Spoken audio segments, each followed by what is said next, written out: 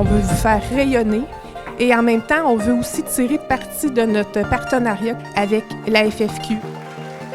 Pour moi, ça a été transformationnel. Un risque qui a porté fruit. Ça a changé ma vie. Continuer à s'investir dans cette belle cause qui est le développement puis le rayonnement des femmes en finance au Québec.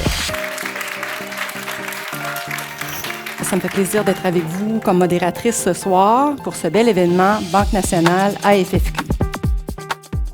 Pourriez-vous nous décrire un défi auquel vous avez fait face dans votre carrière et la solution que vous avez mise en place? Ça fait 13 ans que je suis à la banque. Avant de débuter en gestion des risques, j'étais en gestion de projet et on est venu me solliciter pour un mandat en gestion des risques. J'avais des doutes au niveau de l'équilibre, travail-famille, la charge mentale. J'ai été solliciter une mentor. Elle m'a fait réaliser qu'à chaque fois que je débutais un nouveau mandat en gestion de projet, je ne maîtrisais pas le mandat, je ne maîtrisais pas le contenu, mais que j'arrivais quand même à apprendre et à surmonter le défi. Et j'ai décidé de me lancer en gestion des risques. Un risque qui a porté fruit. Donc, un des plus gros défis, c'est que je suis souvent la seule femme autour des tables de discussion. Parfois, j'avais un peu le syndrome de l'imposteur aussi, de me dire « mais qu'est-ce que je fais ici? » Ma solution, en fait, à moi, était d'aller me chercher des gens, surtout des femmes plus fortes que moi, des femmes d'expérience, des femmes qui pouvaient me conseiller. Des fois, on a juste besoin de se confier à quelqu'un qui a passé par là. Défi de changement de culture. Plus facile de gérer des experts quand nous-mêmes, on est experts, puis donc on exerce notre leadership dans notre expertise. Mais lorsqu'il vient le temps de faire un changement de culture, il n'y a pas de manuel. Puis même si vous lisez les Harvard Business Review, entre le lire et le faire, il y a beaucoup de nuances et ça dépend des gens que vous avez dans vos équipes. Donc, beaucoup de curiosité, beaucoup d'observation avant même de se faire une tête, parce qu'il n'y a rien de pire que de partir avec une idée préconçue. Si on commence avec le pourquoi on doit changer, quels seront les bénéfices, vers où ça va nous amener.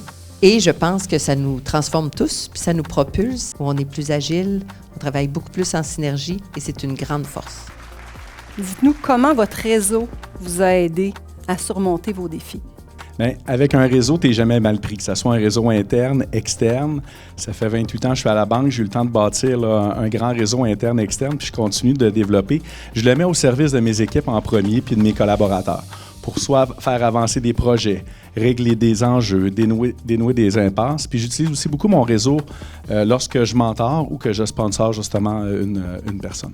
Plus je vieillis, plus je réalise que mon réseau, c'est toujours ça qui m'amène ailleurs. Je me demande de quelle manière votre adhésion à la FFQ a influencé votre parcours professionnel. Pouvez-vous nous partager un exemple concret? J'avais une surcharge, donc j'avais le travail, les études.